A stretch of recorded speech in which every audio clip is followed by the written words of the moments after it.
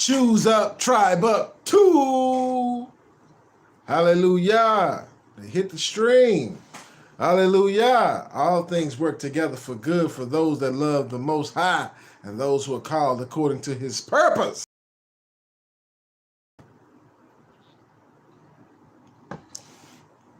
Welcome back.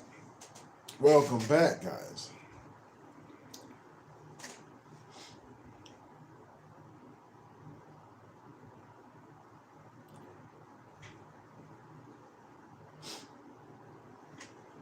So as we were saying, we got through the meaning of worship.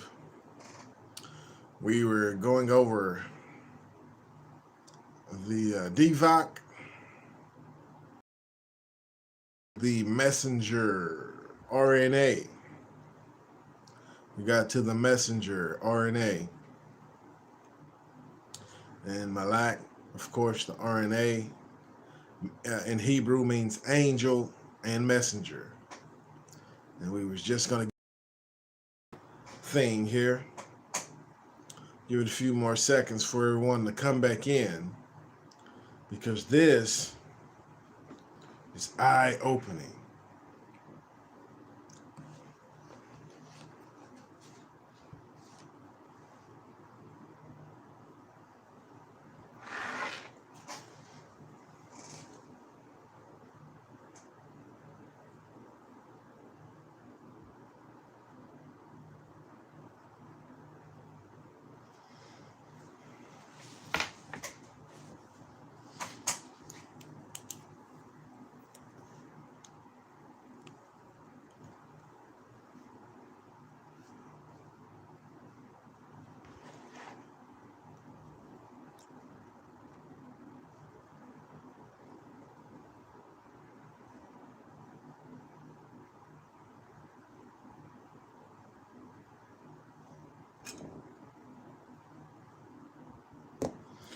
Okay, looks like people are finding the stream again.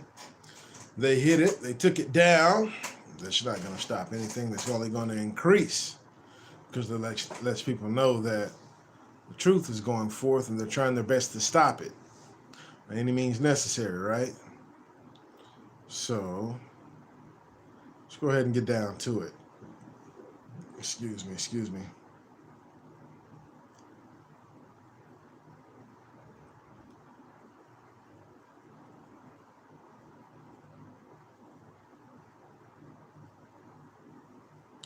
Choose up, tribe up. Choose up, tribe up, guys. It's the name of this one, because the book talks about how in the last days he was going to gather us together.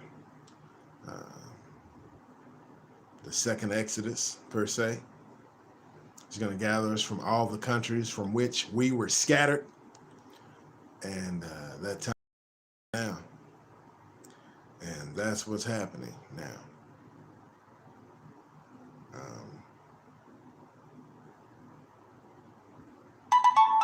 So the entire book is still in play, guys. You know, they would have you to think that this thing can only go one way. Don't put the Most High in a box. So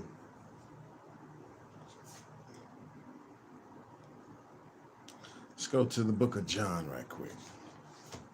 As things are heating up, they say, just like Revelation 13 says, when he say they causeth all men to take this mark, well, that's their goal. And it's by any means necessary, by hook or by crook. They're starting in places where they know with things that you believe you can't do without. So they're starting there, and they're cranking it up every day, almost every week, turning it up a notch to get you to break. Everybody has a breaking point, to break, bend, or fold. But we have to stand solid in what we were told and to do what we were told. Now that we have the understanding, and now that we know what time it is and what times we're in, we have no excuse but to do it. And this is why it's going to turn up, and this is why it's going to force us together. But it's not meant for us. But it is meant us to move in a certain way. It's meant to make us move in a certain way, in a different kind of way. It's meant to make us change our thinking. Because if this tough time, tribulation never came, Then people will just continue in the Babylon thinking they're free. I heard somebody say, we're already in the wilderness. My bad. I thought we were still in captivity. You ain't free. You under somebody else's oppression. You under somebody else's laws. Talking about we're in the wilderness. You got to study your book. When you get in the wilderness, you're escaping. You're getting away from the oppression of somebody else's laws, from somebody else ruling over you. That's what the wilderness is. This ain't the wilderness. We're still in captivity right here. We're still in oppression under here. Why did the heathen rage?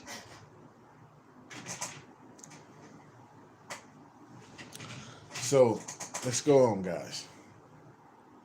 And so I was talking the other day about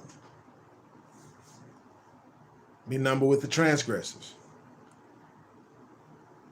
And it's been a continued theme because the Most High, Mashiach, he had them to get some swords. He was numbered with the transgressors, but without sin. Things like this. See, people act like they don't understand what that means. Let's go to the book of John, chapter 15. Appreciate the like. Appreciate the thumbs up.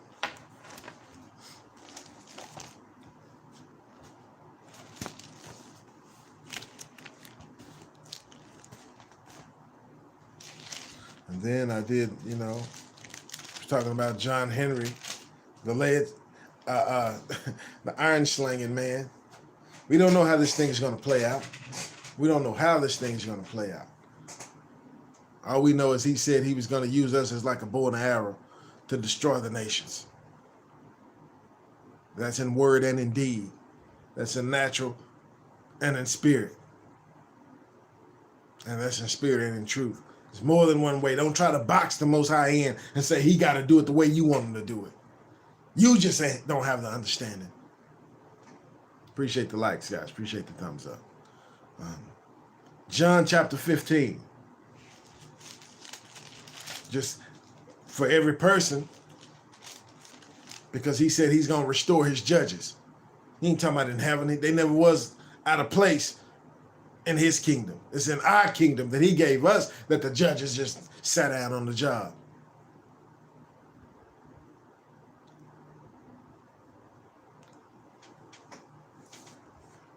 John 15. So, in other words, he's the author and finisher of the faith. So there's going to be a lot of ways that this is going to apply, natural and in spirit. Just like you got people out there growing physical food. You ain't oh no, I'm just going to eat some spiritual food. No. If you out there, you working that land, then you working. It ain't no spiritual land.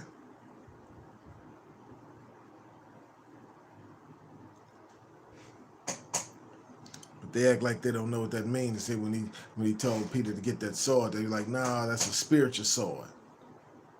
No, that spiritual sword wouldn't have cut that man's ear off like that. And the weapons of our warfare are not carnal. We've already been over that. But it's going to be just like in the Old Testament, what they call the Old Testament. The Most High did his thing in natural and in spirit. He had a whole army. He had a whole kingdom. Physical, natural. And then there was miracles going on, spiritual. You see what I'm saying? It's got to be both. It's going to be both now. It's already both now. So don't just limit it to one thing. So that Christianity, that's what it did. It really blinded you from anything physical. Christianity, everything is spiritual.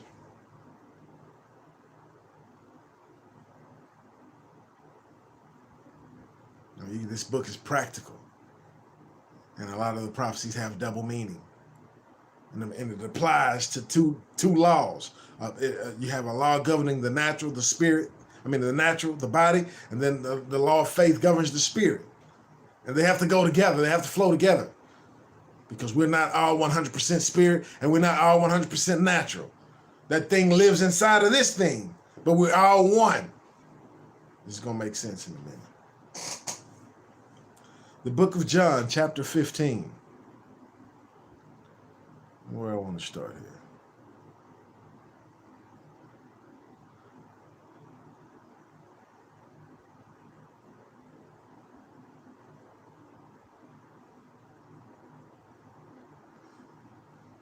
I want to start at verse 3. John 15:3. We're going to read down.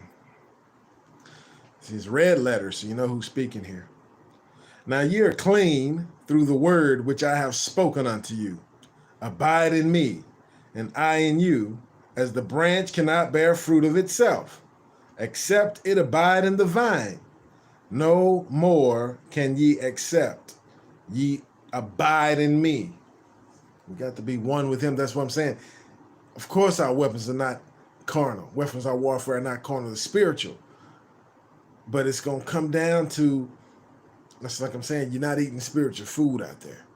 Them not spiritual wife or wives or whatever you have. Them not spiritual kids. You see what I'm saying? They going to have to eat some physical food. They're not just going to be breatharian, just living off the air, just live 60 years without taking a bite.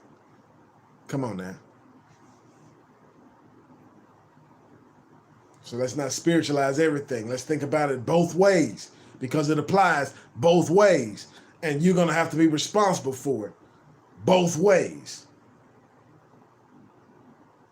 Verse 3. Now ye are clean through the word which I have spoken unto you.